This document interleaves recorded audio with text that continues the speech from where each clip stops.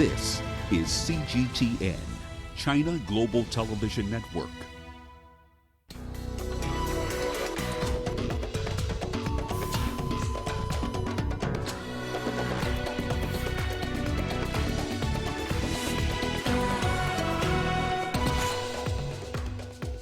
We have the latest on the coronavirus outbreak as death toll reaches 2,000. Locusts invade South Sudan and Uganda as Desert Control Body explains challenges of stopping the swarms. And Israeli Prime Minister Benjamin Netanyahu's corruption trial to begin on March 17. You're watching Africa Live. A warm welcome. I am Peninah Karibe. Let's have a look at other stories lined up this hour. In business, the U.S. pushes for an all-inclusive deal on the Nile Dam project. And in sports, reaction as Faf du Plessis steps down as South Africa Test and T20 cricket captain. And our reporters are standing by to bring you live the latest on the big stories developing around the world. In Wuhan, China, we shall be having soon Tian Yuan. He's been keeping tabs on the efforts to contain the coronavirus outbreak. And in Juba, South Sudan, our reporter Patrick Oyet is following the last-ditch efforts by President Salva Kiir and opposition chief Riek Machar to meet the deadline for the formation of a unity government. Africa Live begins now, and we start with the latest on the coronavirus outbreak. The total number of confirmed cases in China has surpassed 74,000.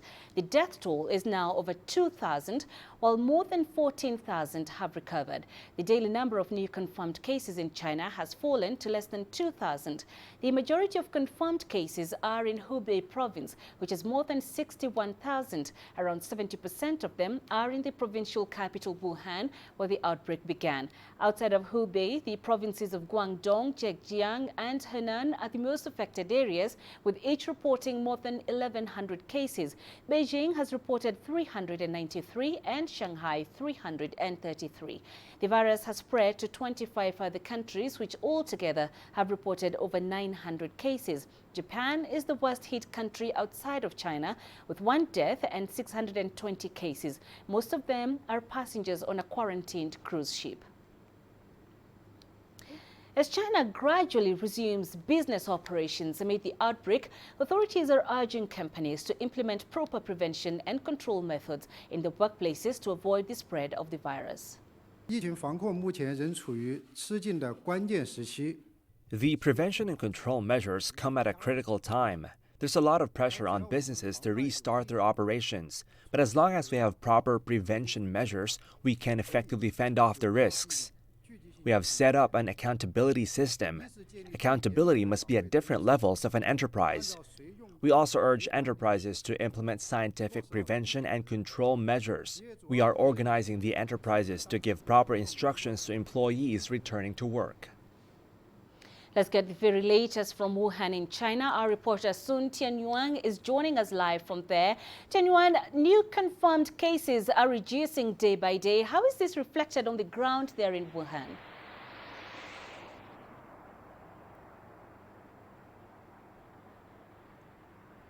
Well, yes, new confirmed cases are reducing nationwide. 8 province-level regions, including Shanghai, reported 0 new infections on Tuesday. But the situation in Hubei province, especially in Wuhan, still remains challenging. Over 95% of the new cases were reported here yesterday. So the city's officials say they must keep a clear head and not to be overly optimistic. Wuhan has carried out another citywide screening campaign for confirmed and suspected coronavirus patients in the communities. So the city's authorities have demanded that by tomorrow, all cases, including those in close contact with infected patients, must be recorded and received nucleic acid tests for the virus. And all confirmed and suspected patients should be transferred from their homes or quarantine areas to hospitals and be treated. And I followed a community worker for 2 days, and her job is to knock on each door and check each household within her jurisdiction, or what she calls the grid. So she's in charge of recording 1,000 people's health statuses in her neighborhood and make sure no patient is left behind. So the workload is huge, and community service offices are always short-handed, short-staffed for such a job. But to save more lives, it's something that must be done. And how are the newly built hospitals coping, and how is the situation now with the supply of medical equipment and needs for more medical staff?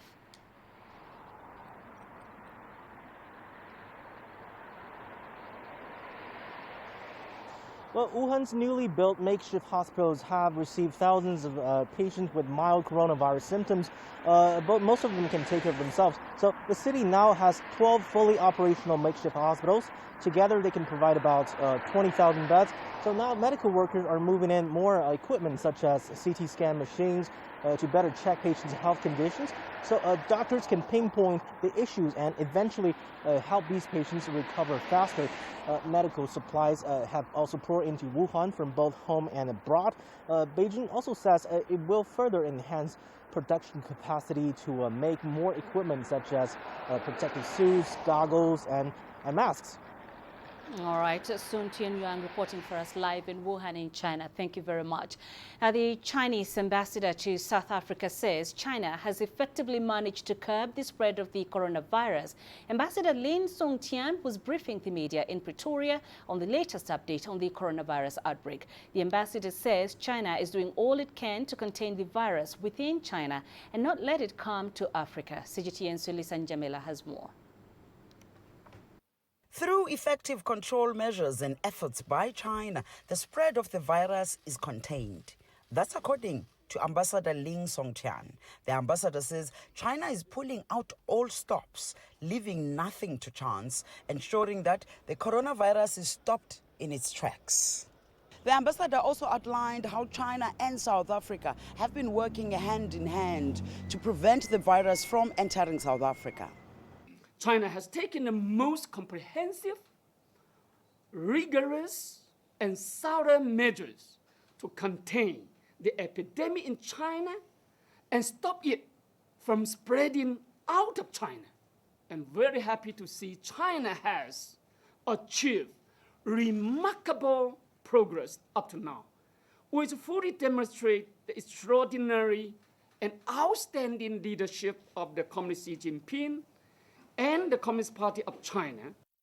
Even the World Health Organization has acknowledged the thoroughness with which China has dealt with the virus. We have set up the new standard in epidemic prevention and control.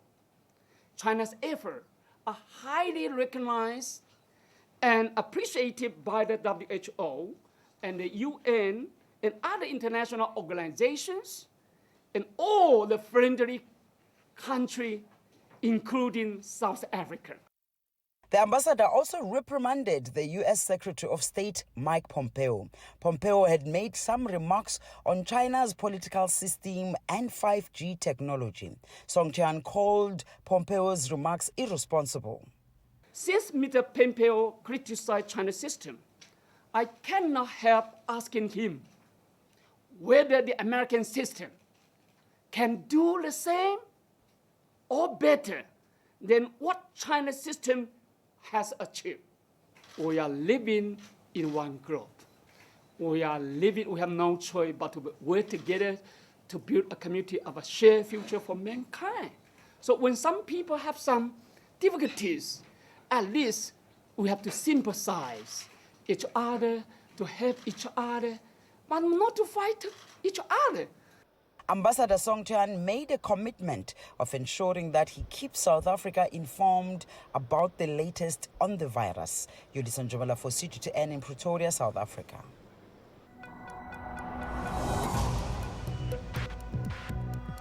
Each day, there are millions of stories. Each one can open new perspectives, new possibilities. Wherever you look, we are there. To see, discover, explore. We put the pieces together to find what really matters to you, all around the world, all around the clock. Our reporters are at home across the globe. From our headquarters in Beijing and production centers in Washington, Nairobi, and London, China Global Television Network. Stories from across the globe. reaching people across the globe. CGTN. See the difference. Let's head to Uganda now, where the country's Ministry of Agriculture is warning of an imminent threat to food security after a locust invasion in the country. Swarms of adult locusts have reportedly laid millions of eggs that will begin hatching a few weeks into cropping season. CGTN's Isabel Nakiria reports. The alert comes as swarms of locusts continue to spread across eastern districts of Uganda. Uganda's Ministry of Agriculture says the migratory insects have been sighted in about 17 districts. Scientists have classified the locusts as mature adults that may not live much longer after laying eggs. They haven't caused significant damage, but once their eggs hatch, the young locusts could have a devastating impact on food security. This is a pest that really prefer the desert and the semi-arid. So they may reaching Uganda on a very transitory passage because they move by the wind. So what is required from us now is for us to really have a system that monitors the hatching aspect. The first planting season begins in March, and agriculture scientists are worried the insects will destroy food crops if nothing is done first. The government says it secured planes to begin aerial spraying, and authorities are hoping they will be able to contain the locust invasion and stop crop destruction. For now, a team of 1,000 army officers are spraying the insects manually, which is challenging. We have procured pumps and the pesticides that is killing the locusts, and we are applying it on the grounds. Where we think we need to apply the aircraft, we have 2 aircrafts that will be spraying and 1 helicopter from the UPDF, which is surveilling and mapping areas where these locusts have been sighted and where we suspect they have laid eggs. Swarms of locusts have been destroying crops in Ethiopia and Kenya before entering Uganda. The UN is warning East African countries to increase interventions before the rains begin in the first planting season of March. Isabel Nakiria, CGTN, Kampala, Uganda. South Sudan, too, is bracing for tough times ahead. The government says large swarms of locusts have already entered the eastern part of the country. The country's agricultural ministry says if the locusts are not tackled, it could worsen the food security situation. CGTN's Patrick Oyet reports. The United Nations mission in South Sudan says more than half the population of South Sudan are already food insecure due to the 6 years of civil war. Floods late last year also contributed to food insecurity. Now the country's agriculture ministry says the locusts are laying eggs expected to hatch between March and April. Farmers in most parts of South Sudan begin cultivation in April. Juba says the time to tackling the problem of locusts is therefore now before the eggs hatch. So the agriculture ministry says the eggs need to be sprayed, but it says it lacks the required funds. We'll be training people who will be going for spraying. Also, we'll need chemicals for spraying. And then also we will be in need of sprayers. The United Nations Food and Agriculture Organization says it is working closely with South Sudan's Agriculture Ministry to try and tackle the locust. However, FAO is appealing for $76 million in emergency aid to tackle the locust threat in the whole of the East African region. That stage, if we are not able to deal with them and they multiply again together, then it will be a problem. Just to tell you, the female will lay between 150 to 200 eggs. The eastern part of South Sudan, where the locusts have invaded, is a key food-producing area. If the new planting season is affected by the locust invasion, it could mean more would be dependent on food aid for longer than expected. Patrick Oyet, CGTN, Juba, South Sudan. Turning to Israel, Prime Minister Benjamin Netanyahu's corruption trial will begin on March 17th. That's 2 weeks after Israel holds another national election, the third in less than a year. Netanyahu has been charged with bribery, breach of trust and fraud and will face a 3-judge panel. But he denies any wrongdoing. Netanyahu is the first sitting prime minister to be charged with a crime. This is Africa Live. We're going into a break, but when we come back... Yes, I will be bringing you live update on the scheduled talks between President Salva Kiir and opposition leader Riek Machar. I am Patrick Koyet, live in Juba.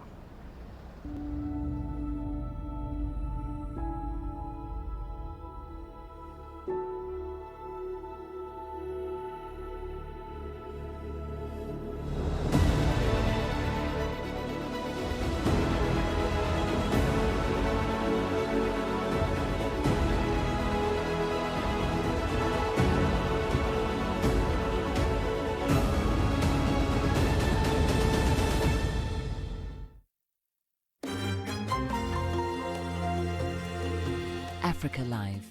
Find your voice.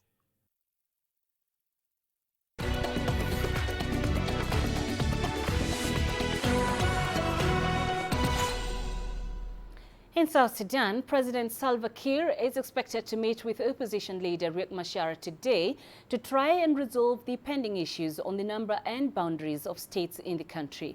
The meeting failed to take place yesterday, and the two leaders now have only 3 days to form a unity government before the deadline expires. President Kiir agreed to revert the country back to 10 states with 3 special administrative areas, but opposition leader Riek Machar is rejecting the offer, demanding that the administrative areas be removed. For more on this, we're joined live by reporter Patrick Koyet in South Sudan's capital, Juba.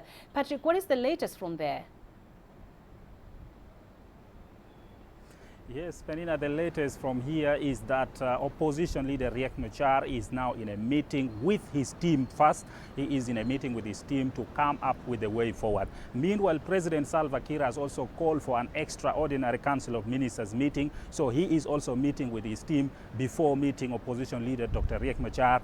We understand the issues that President Salva Kiir is discussing with his team is still the issue concerning the 10 states that he wants, if possible, before he dissolves the government, the issue should be actually incorporated into the constitution. The time is now running out. He is also expected to dissolve this very government. So those ministers, this might be actually the last meeting that they are holding as ministers. Anytime they could be sent to go home to pave a way forward for the formation of the new government. So the meeting is between President Salva Kiir and opposition leader Riek Machar has not yet taken place, but each side is meeting its own team for the moment. Okay, and the 22nd February deadline is fast approaching. What happens if they don't have a unity government in place by then?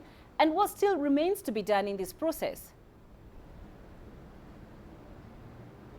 Yeah, this, if at all they do not form the government by 22nd of February, that will be a very big heartbreak for many people in South Sudan.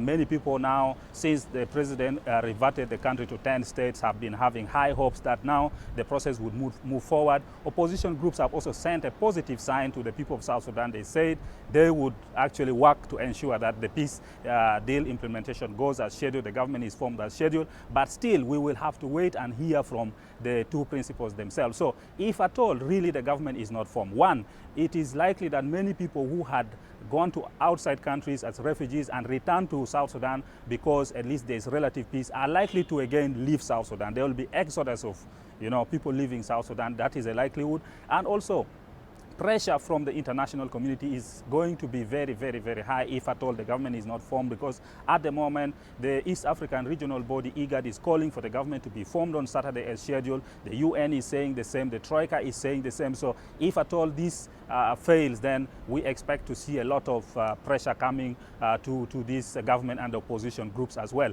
And of course, you have also asked about what is pending. The biggest issue pending now, according to the opposition, is security sector reform. Given the time that has been left now, it cannot be completed, but there has to be a compromise, that is according to UN, so that the peace deal implementation goes forward as scheduled. That is what is on the ground now. All right, Patrick Koyet reporting live in Juba. Thank you, Patrick. Ethiopia and the United States have announced a scale-up of their joint efforts in the fight against terrorism in East Africa. U.S. Secretary of State Mike Pompeo is in Addis Ababa, and he has held talks with Prime Minister Abiy Ahmed and other government officials on security issues as well as economic cooperation. Here's CGTN's Girum Chala with more.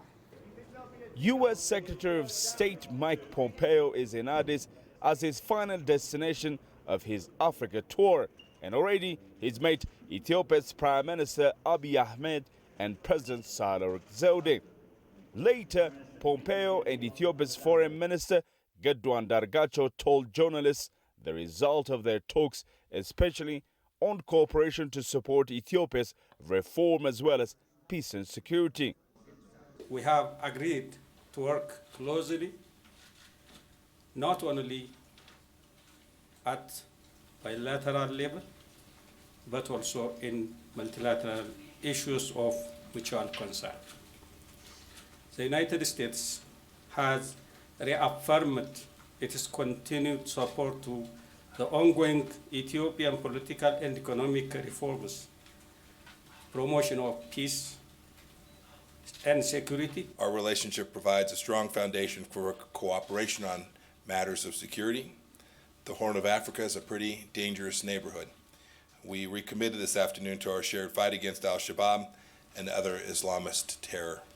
My wife Susan and I... The two sides have also talked about on the ongoing negotiations between Ethiopia, Egypt and Sudan on the Grand Ethiopian Renaissance Dam. The U.S. government and World Bank are playing a crucial role here. Ethiopia's Foreign Affairs Minister has expressed optimism for a deal to be signed sooner. Ethiopia, Sudan and Egypt, a friendly country. We have used the same water.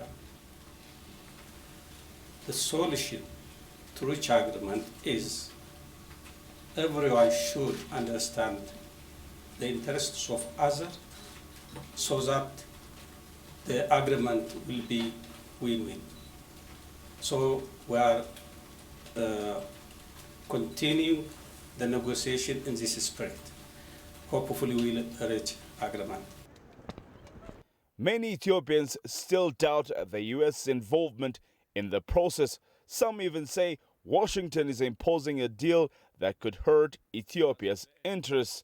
Mr. Pompeo says that is not the case. The United States objective, and I think the objective of Ethiopia's leadership, Egypt's leadership, and the Sudanese leadership is to come to an accommodation that works for each of the three countries, to teach the peoples of each of those three nations fairly. I think there's a solution to that will work, but our mission set is not to impose a solution on this, but rather to get the three countries to come together around a solution that each of them acknowledges. Ethiopia now looks forward to more investment and assistance from the United States to support its fairly growing economy. And analysts say the less strings attached from the U.S. side in the process of making that happen, the better. Group Tara CGTN, Addis Ababa, Ethiopia. Uganda has released 13 more Rwandans from prison to ease political tension. Rwanda and Uganda have been swapping prisoners since they signed a peace deal in Angola last year. CGTN's Hilary Ayasiga reports. This is the second group of Rwandans freed from prison in Uganda in just over a month. In January, 9 were released and deported. Uganda's Foreign Affairs Minister Sam Kutesa says the aim is to end political tension. I wish to reiterate that Uganda's commitment to implement Rwanda Memorandum of Understanding to normalize relations, as we have demonstrated this by practical steps which we have taken. Rwanda has since released 5 Ugandans, but says more needs to be done. The whole act of arbitrary arrests must also end. It's ending the whole business, bad business that has gone on for some time. However, Uganda denies the allegations, saying those arrested had committed criminal offenses. When we release these ones, as I said, it is not because they are innocent, but it's simply because we've made our position clear that we want to contribute to normalization of relations. The hope is this could lead to the end of the blockade of the common border at Katuna and restore trade ties. It has been shut since last February. Uganda and Rwanda are accusing each other of spying. The release of the second batch of prisoners comes just a few days to the Heads of State Summit to be held at Katuna border post. It is hoped that this new move could end diplomatic tensions between the two countries. Hilary Isiga, CGTN, Kampala. The wife of Lesotho's Prime Minister, Messiah Tabane, will stand trial next month over the murder of her predecessor. Police allege Messiah hired 8 assassins to kill former First Lady Lipolelo Tabane, but was not present at the shooting. Tabane has denied any involvement, saying she is a victim of a plot by political rivals. Lipolelo was shot dead in June 2017 near her home in Maseru, 2 days before her husband's inauguration as Prime Minister. Thomas and Messiah Tabane married 2 months later. Prime Minister Thomas Tabane and Lipolelo had been going through an acrimonious divorce. To Nigeria now, where 2 soldiers of the Operation Safe Haven have been shot dead in the hinterlands of Barkin-Ladi local government area of Plateau State. Several communities in the north-central region have suffered attacks fueled by clashes between herders and farmers. Recurrent gunmen attacks on villages left hundreds dead and properties worth millions of dollars destroyed. CGTN's Kelechi Mekalam brings us a story on the devastating impact one recent attack has had on a community in the Plateau State. Sounds of wailing and weeping as the people of Kwatas community gather to bury their dead, a total 22 persons.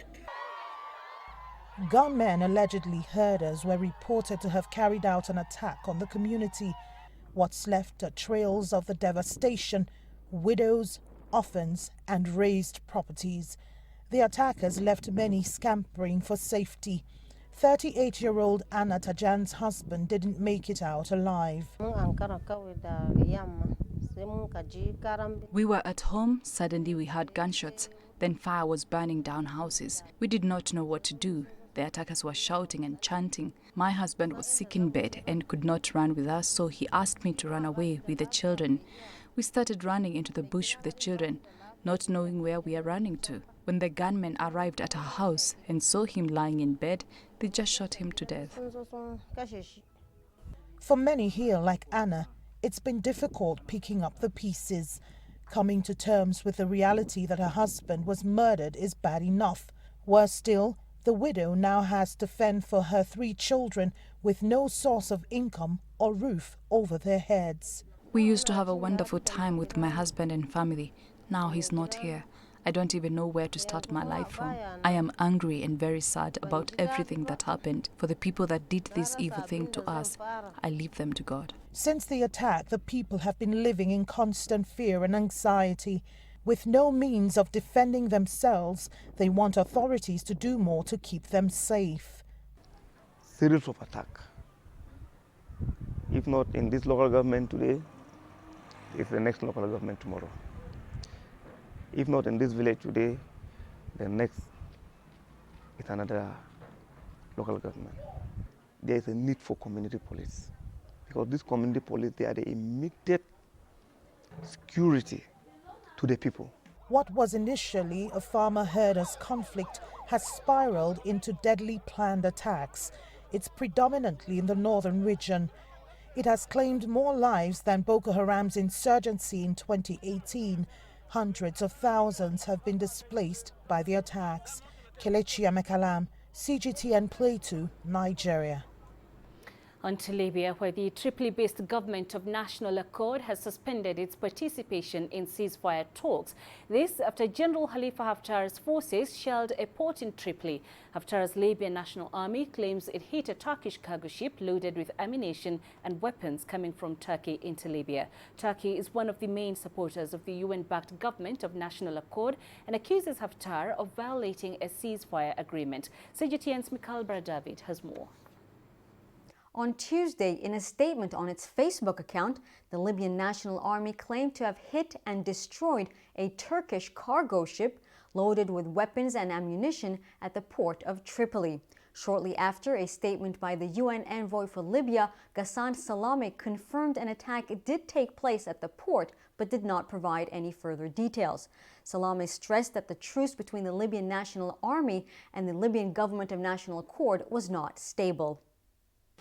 While the situation on the ground remains a situation where the truce is very fragile, is often violated, where new attacks took place even today in the very port of Tripoli, where incidents take place left and right. While this situation remains on the ground, nobody has so far reneged on the principle of accepting the truce, and the political process is trying to find a way to go forward. The UN Security Council earlier adopted a resolution calling for an end to the supply of arms to both sides. On Tuesday evening, Turkey's presidential spokesman Ibrahim Kalin accused Haftar's forces of violating the ceasefire agreement and claimed Haftar was still receiving military support. Turkey's State Anadolu agency has also reported that the Libyan Port Directorate has denied that any Turkish ships were currently docked at the port of Tripoli. I'm Michal Bardavit for CGTN in Istanbul. Let's revisit our top story this hour. The Chinese government has reassured the African people that stringent public measures are being enforced to ensure that its nationals traveling into the continent are free from the COVID-19 virus. Speaking today on a leading Kenyan broadcaster, KTN News, the Economic and Commercial Minister Chancellor of the Chinese Embassy in Nairobi, Dr. Guo Se, spoke of China's latest efforts in fighting the novel coronavirus outbreak. He said that businesses in China are getting back to normal, while the health sector in China remains highly vigilant. He said China's overall economic situation could be totally back on its feet in 2 to 3 months' time. Speaking during the same panel discussion, CGTN anchor Beatrice Marshall said there is no need for the public to engage in misinformation about the virus. Marshall pointed at the increased transparency by Chinese authorities in availing information to the public on the outbreak and the various mitigation measures underway to contain it. And medical expert working in Kenya also spoke at the panel. He urged the public to take necessary precautions and not to panic. I would ask, why always China or the Middle East or Asia when it comes to SARS, when it comes to H1N1 and the likes of these viruses? Is there a lesson that we are not learning from previous experiences? I will let Dr. Go answer that. Yes. But all I can say as well, it's not just China. There was Ebola as well in Africa. There has been AIDS around the world. There's been leprosy. There's been polio around the world. So, and also he can tell you about the origins of H1N1. Yeah, exactly. Yes, and actually, you know, just recently the world is talking about why this time is China. Yes, and actually, if we talk about the American flu, if I talk about Ebola, if I talk about actually the bird flu, yes, and all these things is happened outside China. Yes, but of course this time for this disease happened in China, and SARS is happened 17 years ago, and after 17 years ago, this very serious disease happened again. Yes, and I think we will actually, this is for me, is only my opinion. This and I think after this, Chinese people will, you know, learn a lesson from the lifestyle, of course. But I will use this time clarify, you know, the talking about the bad soup. It's not any relations with China. Yes, of course. Yes, yes. But and actually, Chinese government will take the, you know, the new legislation. I think to against some the wildlife to protect the wildlife. Yes, and another thing is for China is the population is very huge. Yes, it's crowded. Yes, so and if the suspected disease happened, it's easily one by one, and the Chinese people like, you know, work together, eat together. Yes, we will, you know, work in a huge community. So this is the reason. Maybe, for example, if in America, everyone have a very, independent house, maybe the 2 miles away from the neighbors. So this is a good thing, yes, for the disease. But in China, yes, it's crowded. And also, although you will see China is the second largest economy in the world, and China can do, you will see, especially the Kenyan people, can do everything. It's very fast, yes, but these things happened. It's the actually is the witness. China is still a developing countries. Yes, especially for the health week. Although we seemed maybe strong, but yes, this disease happened to some extent. Yes, in Wuhan, yes, maybe it's not very strong. So we will take, actually development the method, actually to upgrade the health care. Yes, the hospital, the level. Yes, and so for me, I believed in China to developed countries, we have a long distance to do. Yeah, you have also a way to go, but you're working on it. Bristers, could you give your closing remarks briefly as we take a break? Well, my closing remarks would be to journalists and to our level of information and to where we are gathering our information. And I would urge the public that not to engage in a lot of rumor mongering, because as we have seen, there is a level of transparency and openness about the disease, and you can get all the information you need from mainstream platforms. So my closing remarks would be there is no need to scaremonger, and there is no need for perceptions, negative perceptions, assuming that somebody is ill when you don't have the information, assuming that the information that has been gathered for you is the wrong information. There is no need for that, because the level of transparency that is before us is so wide that if we do our research as journalists, and if we need to dig deeper as journalists, there is that open platform, both from China and both from our local health institutions, that we can get that information. International communications and international helping each other is very much important, because see, now media works globally. Whatever is spoken here is even spoken across the globe and even seen across the globe. So I think all the governments should come together and find out there are people who are traveling from China to India and India to Kenya. There are so many people like that. So I think there, in that space, it's not just the Chinese government or the Kenyan government who should be worried about it. It should be the intermediate governments also taking care about these things, finding out who is the infected person. The flight patterns. And the patterns of these things, and isolate them there itself, rather than sending them to a country where there is no virus. Just isolate them there in your country itself and take care of these measures there itself, rather than doing it after they come to the country. So I think it plays a major role when governments work together in hand with each other, and especially the media plays a bigger role in this. Definitely. I'd like to just add on to one rumor which was spread. Rumors spread faster than the facts. True. Because in India, there was in a village, there was a rumor spread that this guy is having a coronavirus. He was so badly depressed, he committed suicide. He killed himself. Having facts, nothing. No facts at all. There is no coronavirus, nothing. So I think baseless media coverage or having wrong facts being covered, they affect the people a lot. So government should take care that these things are not being happening, and all the government should work together to fight this virus. And in fact, now, as the doctor said, the virus levels are coming down, and the number of cases being recovered and cured are being high. So I think there is nothing to panic as of now. In solidarity with China, members of the China Alumni Association of Tanzania have urged international students in China not to panic, but instead follow Chinese directions as the country battles the outbreak. They have also reaffirmed hopes that China will win the fight against the disease.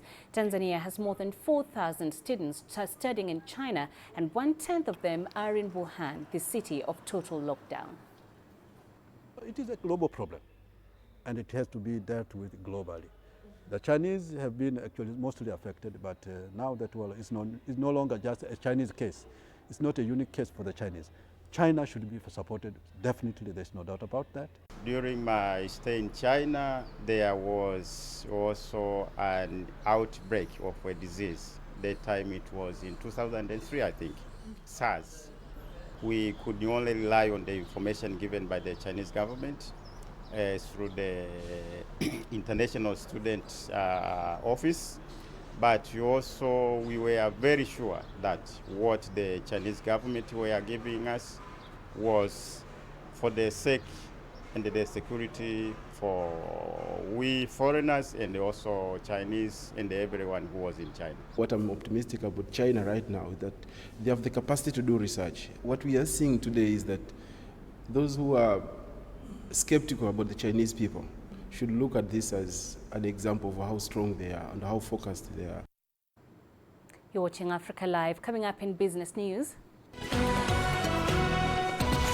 The US pushes for an all-inclusive deal on the Nile Dam project. And Tanzania bags cash to overhaul its railway network. Africa is the nexus of enterprise, and global business will tell you why it matters. From the mega investment projects to multi-billion-dollar mergers and acquisitions. Africa today collects, just in terms of revenues from taxes alone, $545 billion a year. If you take 10% of that and you devote it to the energy sector, problem solved. All this on Global Business, weekdays at this time on CGTN.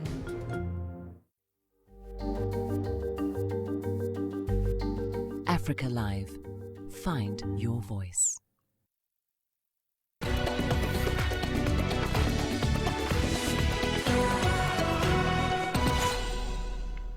U.S. Secretary of State Mike Pompeo is encouraging Ethiopia, Sudan and Egypt to reach an agreement on the giant Blue Nile Dam. The construction of the dam has sparked a protracted diplomatic crisis between Cairo and Addis Ababa. While in Ethiopia, Pompeo said the U.S.'s objective was to find a solution that would work for all three countries. Ethiopia says the hydropower project is crucial to its economic development, but Egypt is worried the dam will affect the flow of the Nile, its main source of fresh water. The construction of the $4 billion Grand Ethiopian Renaissance Dam began in early 2011. At the time, Egypt was in political upheaval following a popular uprising that toppled former President Hosni Mubarak. The dam is crucial to Ethiopia's bid to become Africa's biggest power exporter. It is projected to produce more than 6,000 megawatts. Our objective, the United States objective, and I think the objective of Ethiopia's leadership, Egypt's leadership, and the Sudanese leadership is to come to an accommodation that works for each of the three countries, to teach the peoples of each of those three nations fairly. I think there's a solution to that will work, but our mission set is not to impose a solution on this, but rather to get the three countries to come together around a solution that each of them acknowledges works for the concerns of all three nations.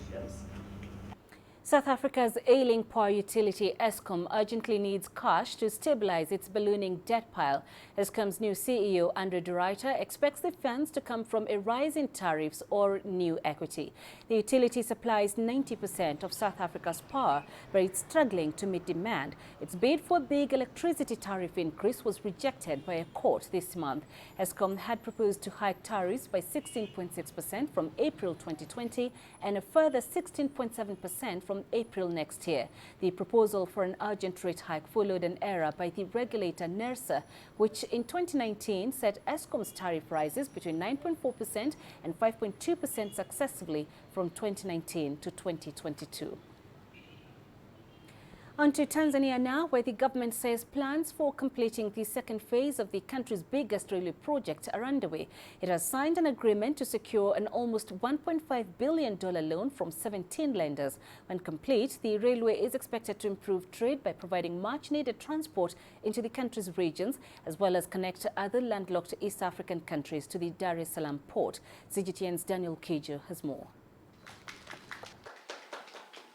A much-needed breakthrough. Tanzania secures funds to complete the second phase of its $7.6 billion standard gauge railway project. Standard Chartered Tanzania acted as a deal coordinator, pulling together funds from 17 global lenders, which provided $1.4 billion. The second phase will cover a distance of 550 kilometers from Dar es Salaam to Makutupora. The modern railway is expected to reduce travel time by using an electric train. This is a project that's going to change the lives of our people. Even now, as it's being built, it already employs many people. Raw materials like cement used for the project are produced locally. The loan, which will be paid over 20 years, is expected to hasten the construction for Phase 1 and 2. Railway officials say Phase 1 is completed at 70% and Phase 2 at 30%. Tanzania largely depends on road networks for cargo transportation, leading to extreme levels of road congestion. The railway will reduce congestion since most of the cargo will be moved on trains, something the Standard Chartered CEO says will change and create economic growth. The signing of the second phase of the railway is a big thing on the economy side and the investment side. And it is not just for today, but for many years to come. The project has already created more than 8,000 new direct employment opportunities for locals. It is also expected to improve trade within the East African region by connecting Tanzania to Burundi, Rwanda, and the Democratic Republic of Congo. With a lifespan of 200 years, the Tanzanian government hopes that this standard gauge railway will be a magnet for local and foreign investment by offering a reliable and cost-efficient mode of transport. The government believes that it will play an important role in reaching its industrialization vision by 2025. Daniel Kijo, CGTN, Dar es Salaam. Angola's ex-president has defended his son and a former central bank governor, both accused of embezzling $500 million from the country's sovereign wealth fund. Jose Eduardo dos Santos' family is in the spotlight. The ex-leader's son, Jose Filomeno dos Santos, has been charged alongside the former governor of the National Bank of Angola, Volta Filipe de Silva, and two others. The four are accused of transferring $500 million to a Swiss bank during the Dos Santos presidency. But the former leader, who currently lives in Spain, said the transfer was meant to guarantee a $30 billion investment into Angola to improve the life of the population. It confirms that these acts were carried out within the framework of the mandate that he himself conferred in his capacity as the governor of the central bank, and not as an ordinary citizen who attempted to divert money from the state for his own use. If he didn't sign the letter, we will hear a reaction from here within a few days because the media will broadcast the news. I believe that there are many people here in Angola close to him who listen to the news and they will confirm if he signed the letter or not. That's why I suggest, in case of a doubt, that we organize a video conference for him to appear in court and explain it. As the world battles the deadly coronavirus, misinformation is running rampant. In some cases, this has led to violence, and many countries are now working with the World Health Organization to counter false narratives and provide factual information to the public. And as CGTN's Robert Nagila highlights, despite reporting only one confirmed case, the African continent is also combating false narratives. With no vaccine currently available against COVID-19, social media has been awash with misinformation and conspiracy theories, casting doubt on everything from virus origin to the scale of the outbreak. This has led to the spread of unfounded fears and, in some cases, mob violence. The danger of fake information with this kind of virus is that people start targeting individuals or even groups because of fake news about potential infection within that group or regarding a particular individual. But the spread of misinformation has seen several African countries raise public awareness to counter falsehoods. In Tunisia, professionals are urging a scientific-based approach. It's necessary to deal with the coronavirus issue in a scientific approach because China is advancing in research every day. The whole world is talking about the coronavirus as being dangerous and deadly. However, health professionals know that it should be treated in a scientific way without panic or mystification. In neighboring Egypt, the public's turning to official sources. There are many concerns about information sharing. Officials are taking the proper measures. They know that whatever precautions they take, it won't stop the virus from coming, but they are taking procedures of inspections and information transparency. The World Health Organization has praised Egypt's policy in dealing with the virus so far, and they are continuously following with our journalists. Rumors are many, but we look at the official announcements. We know there's a case in Egypt. You go online and you find there's 2 or 3 or 4. But I trust the source, and in this case the source is the health ministry. It is the designated source that releases information to the media. In Kenya, the government has launched a public awareness campaign. China Global TV has also embarked on a local media campaign to provide accurate information in a timely fashion. We called all of African media, and we said any media that would like access to our correspondents in Wuhan to do live commentary on exactly what is happening in Wuhan, you're very welcome to help us facilitate you. The World Health Organization is also urging the media to verify information through their website. The UN Health Agency has also partnered with big tech companies to combat misinformation. Facebook says it will remove any false claims or conspiracy theories on its site, while Twitter has launched a prompt that encourages users to use official channels such as the World Health Organization or Centers for Disease Control for information. Robert Nagela, CGTN, Nairobi, Kenya.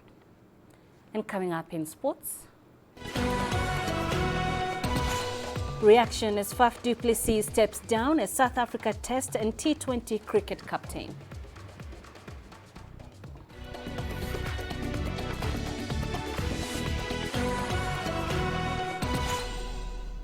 South Africa will have a new Test and T20 captain after Faf du Plessis stepped down as Proteas skipper in both formats. The news comes as the team prepares for the upcoming series against Australia. Du Plessis will continue to be part of the national team and aims to play a major role as a top-order batsman. CGTN's Du Plessis has more. Faf du Plessis' decision to relinquish the captaincy would have come as a surprise to many after the 35-year-old said he felt it was his duty to play a leadership role in rebuilding the national team.